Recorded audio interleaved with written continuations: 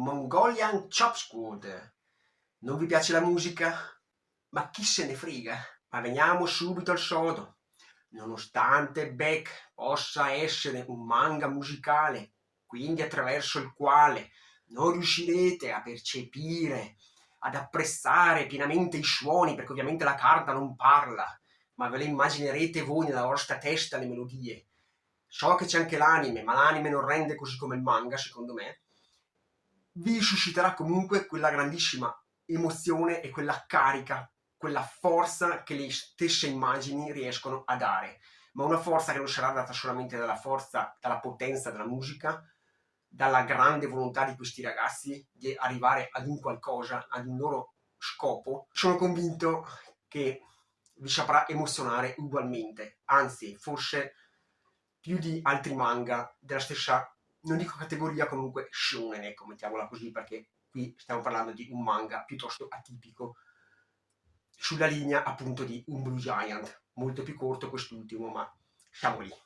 Vi consiglio subito dicendovi di non fermarvi ai primi volumi, ovvero circa ai primi 2/3 della nuova edizione, in quanto qui siamo molto su uno slice for life, siamo molto su uno slice for life scolastico, in cui ci verranno presentati questi personaggi. In particolare ci sarà quel famoso incontro con il cagnolino Beck di Ryosuke, uno dei componenti della banda, e dal quale poi prenderà anche il nome appunto Beck, e il personaggio principale Koyuki.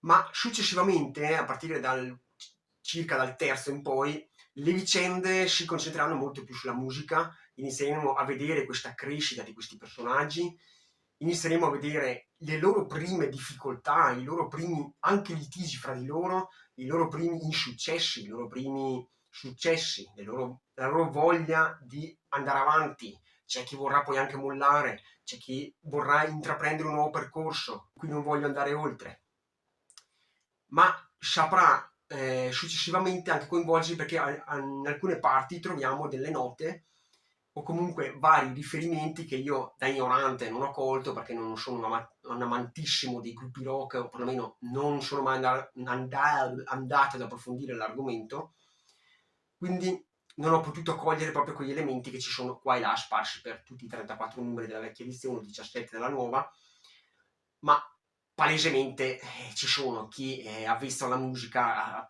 in particolare al rock, sicuramente li coglierà. Troviamo in particolare anche il modo di vestire degli anni 80-90, dei rockettari, quel vagabondaggio proprio di Ryosuke, quella voglia di essere un po' sopra le righe, essere fuori dal coro, cercare un po' di essere quasi un vagabondo, se vogliamo.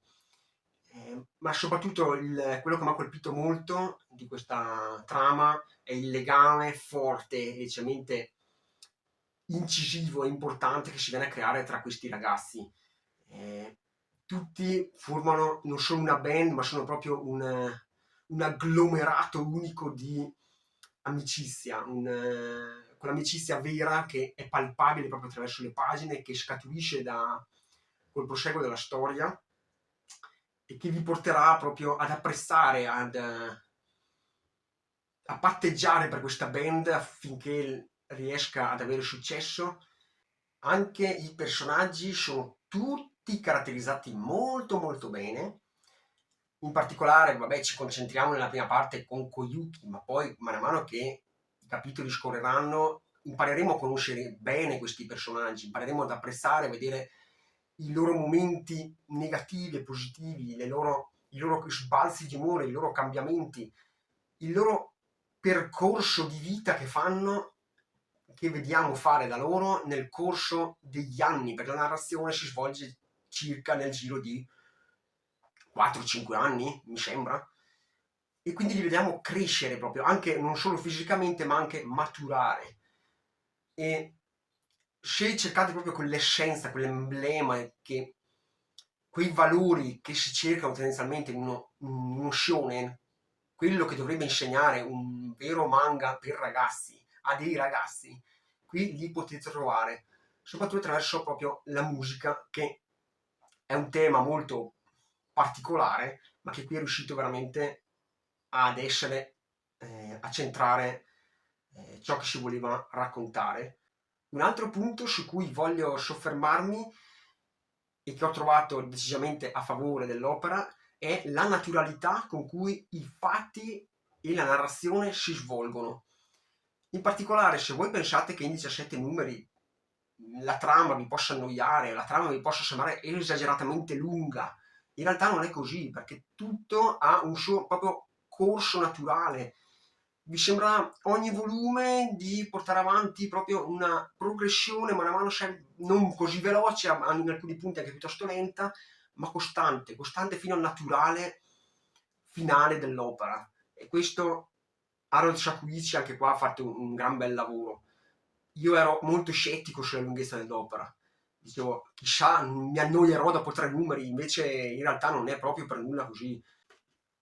Per concludere, voglio comunque soffermarmi anche su un aspetto negativo che secondo me va evidenziato. In particolare, qua in Beck, Harold Saccoici, secondo me, ha calcato un po' troppo la mano su il mettere il bastone fra le ruote a questi ragazzi. Molto spesso troviamo delle vicende, diciamo, che sembrano molto ridondare su quel proprio intralciare la band in un qualche modo, in particolare di una casa discografica. Ma per fortuna a far superare questi momenti un po' così, troviamo una narrazione sempre straordinaria, accompagnata da questi magnifici personaggi, che non vi farà sembrare quasi per nulla una forzatura, un esagerare, ma ve lo farà comunque apprezzare. E non dico che questa manga possa essere un capolavoro, perché ormai capolavoro, questo termine se ne abusa abbastanza. È un ottimo, un buonissimo manga, in particolare su questo genere musicale, ma oserei dire anche fra gli shonen. Concludo questa recensione su Beck dicendo che se vi è piaciuto questo video o comunque avete trovato il contenuto interessante, iscrivetevi al canale e lasciatemi un bel like, e se vi va commentate pure, che sono sempre graditi. Ciao gente, al mio prossimo video, carissimi.